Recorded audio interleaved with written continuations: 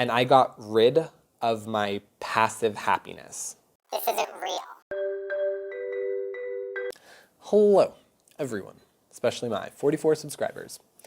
So it is Thursday again, and that means another 2020. Obviously, I've had nothing on my channel this week thus far that is attributed to my computer.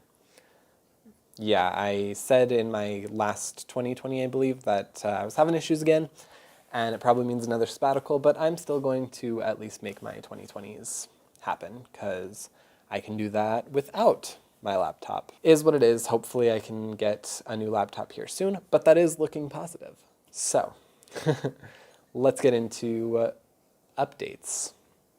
So big life updates are pretty much I've decided that I want to do some neuroplasticity in my life.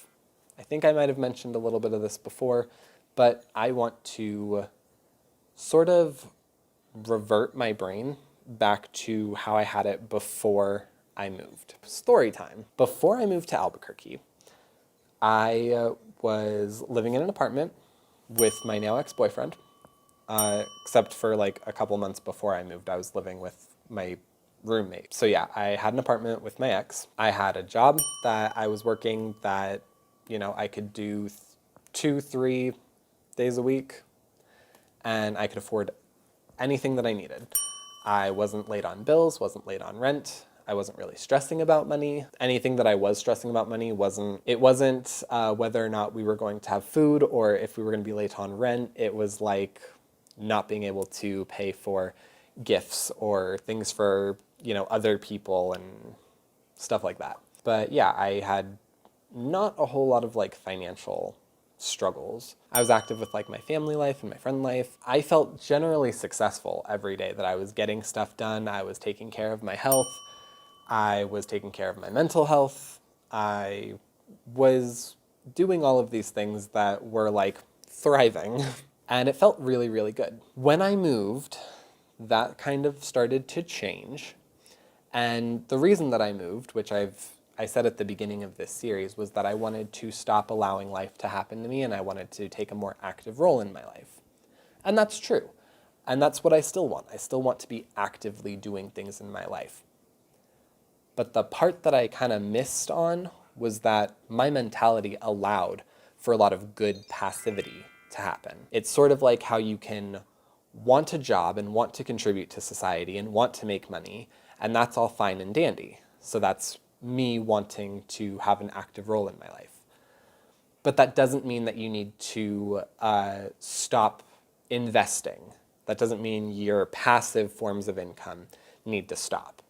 And that's sort of what I had going on back in Denver, was I had like a passive form of happiness coming into my life that didn't involve a whole lot of effort from me at the time. And I attribute a lot of that to the fact that I'm very active in like the whole idea of law of attraction and manifesting things and all of that stuff. I know there are people out there that say that it's total bullshit, that it's victim blaming nonsense and yada yada. And I can get into a whole long spiel about law of attraction and about actually like delving into it as opposed to, you know, watching the DVD or reading parts of the book or any of that stuff that most people do and think that they understand it. Could do that, might do that in another video, but the point of this video is talking about my passive happiness. And so I started doing law of attraction-esque stuff when I was like 13, 14. That's when I started learning it. The exercises that I did with it were pretty basic, but taught me really early on that it was easy enough to do. And regardless of whether or not you believe it as, you know, actually law of attraction or as just parts of life or whatever, it affirmed my belief to me. So with that affirmed belief in my mind, I taught myself at a really early age, money comes easily and frequently, and there's always more than enough. And for the most part, that was always true in my life, literally up until I moved. Obviously, when I was like a teenager, if I needed money before I got a job, if I asked mom or dad for it, it was most of the time there, and it was typically due to the fact that I never needed more than like 10 or 20 bucks. And that lasted me for a while. But yeah, so that was affirmed to me very young. And as I grew, I kept that belief with me. So literally, if there was something that I really wanted, a computer, a game, anything, whenever I decided I'm going to purchase this right now, it would always be on sale. When I was moving out of my apartment with my ex, I told myself, I want the same type of TV that he had, but I need it to be one that I can afford. And so I went into Walmart, and the exact same TV that we had was on sale for like 88 bucks. He paid like 150 or something for his, and I paid 88 for mine. If something came up and I needed an extra 30, 40 bucks for the week or whatever, I'd get a client that was particularly generous. So that's always been in my head, and it's always proven positive. And unfortunately, a lot of people in my life, there were people that, thought it was so cool and just didn't understand it and were like, okay, whatever works. But most people in my life and people that I would just talk to about it, they had the mentality of like, oh yeah, that's great for you. Except you're going to be in for a harsh reality when that stops working. Or, they particularly, I noticed this in my like romantic relationships. My time equity was very important to them, more so than what I was bringing home. And I am going to say this is part of how DJ sees things, and him and I have talked about this, and we're working on this, and yada yada. So this isn't me dragging him by any means, especially because this is a response that a lot of people give me. But it also was true with my ex, is that there's just this sort of negative feeling about if that's true, it bothers people. There were some people in my life that thought it was super cool, but most people, instead of being supportive about it, and in spite of the fact that I proved that it was true because I always had enough money, I always was able to get the things that I wanted, I always just had these things sort of fall into place for me, a lot of people would give me this response of like, well, you're not working hard enough for all this stuff. This isn't real. And that was my dad's favorite thing with it, was telling me that it's not real. Like, I have another 2020 that's all about how he thinks my life is completely unrealistic. But, I practiced this for upwards of like almost 10 years. It seemed pretty real. It was real when I was, holding down a household, when I got my first apartment. It was real when I was moving. It was real. But a lot of people would always treat it like it was just wishful thinking. And then they'd get irritated that I wasn't working as hard as them. And I was saying, focusing mostly in my relationships, my ex, which him and I are on very good terms, we're very good friends, we're fine. He had this sort of problem with the fact that I didn't work as hard as him, at least not in terms of like a job. I didn't need to work particularly hard at my job. I didn't need to put in 1,000,000 hours and make myself miserable at work to afford our lifestyle. And I afforded our lifestyle.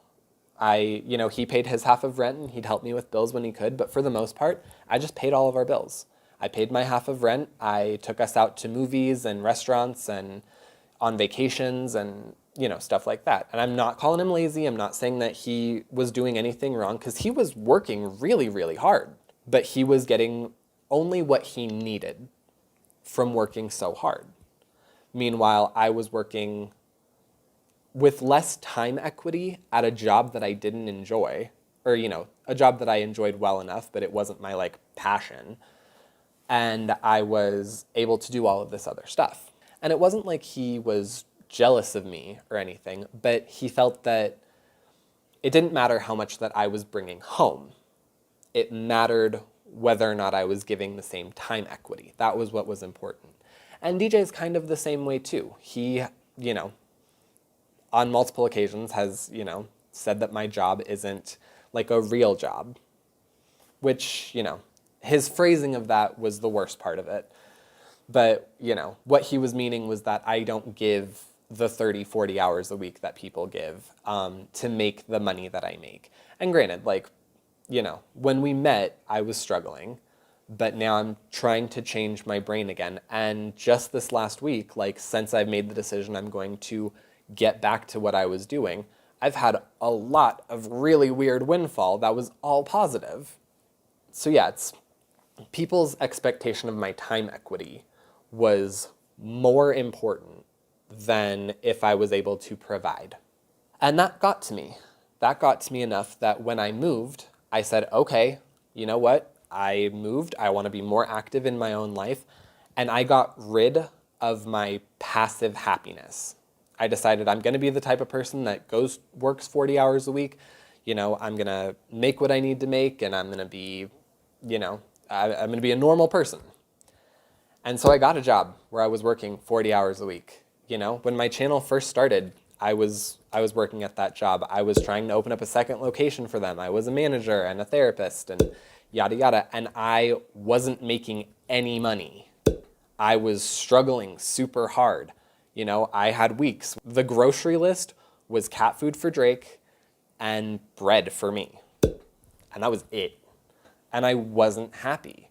And for the last about year and a half, I've kept on this where I'm doing the things that other people consider normal and realistic for a 25-year-old.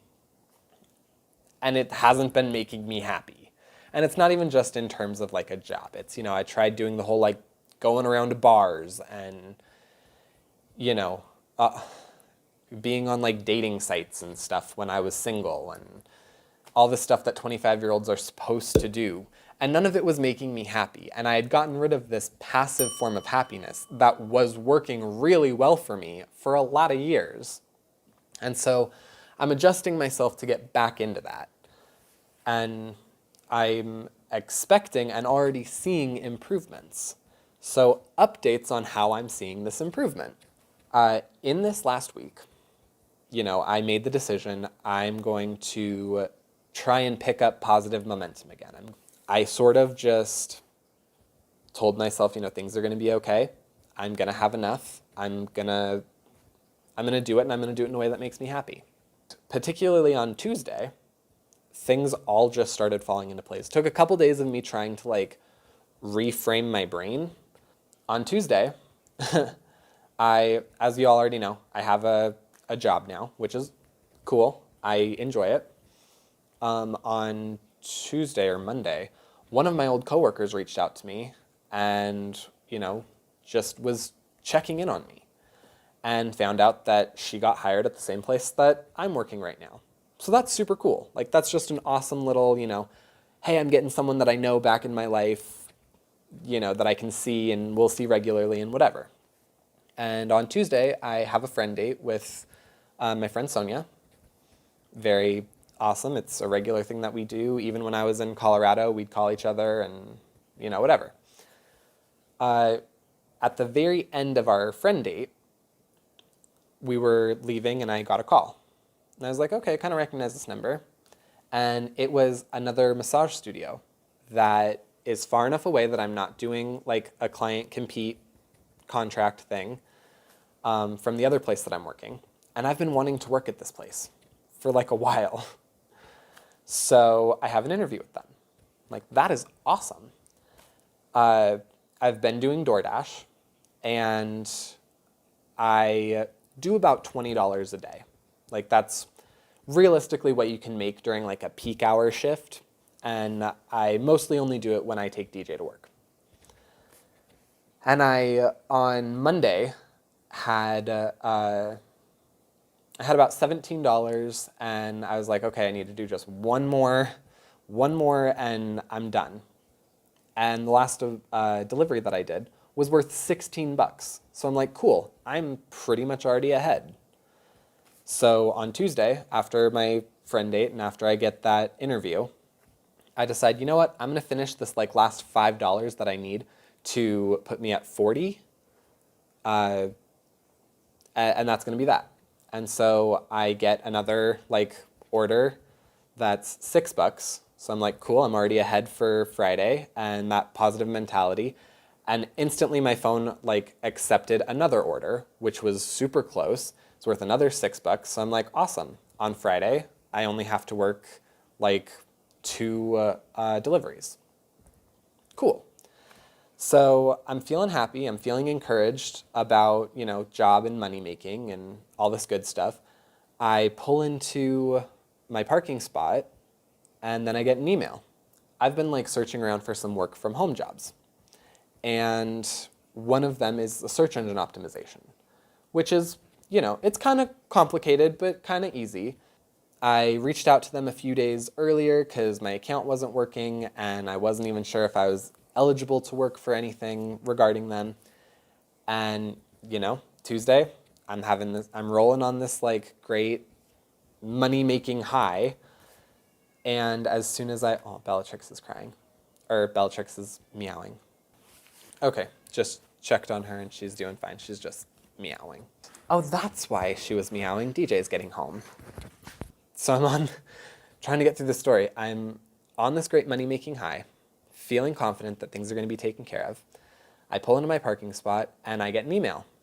And it's from this search engine optimization company saying like, oh yeah, sorry, the problem that you're experiencing is super duper common. Here's a link, it'll open up your account and then you can start working. And so I do that, and granted, I'm still pending on like whether or not I'm part of the demographic that like they're wanting to look at stuff. But yeah, that was another positive upturn. That's just more like verification that doing these like neuroplasticity shifts will prove beneficial for my life. So yeah, that's pretty much where I'm at. It is Thursday, so I did have another coaching session, but this video is already kind of running long, and I'm probably going to end up making another video sometime, probably even this weekend maybe, more directly engaged on what we talked about there. I'm trying to think of more like vlog-esque, interesting videos I can make while I'm still waiting on my new laptop and enough money for my new laptop, which hopefully is going to be soon with all this positive stuff happening. I'm going to go ahead and leave it there. If you made it this far in the video, go ahead and leave a like. Leave a comment below.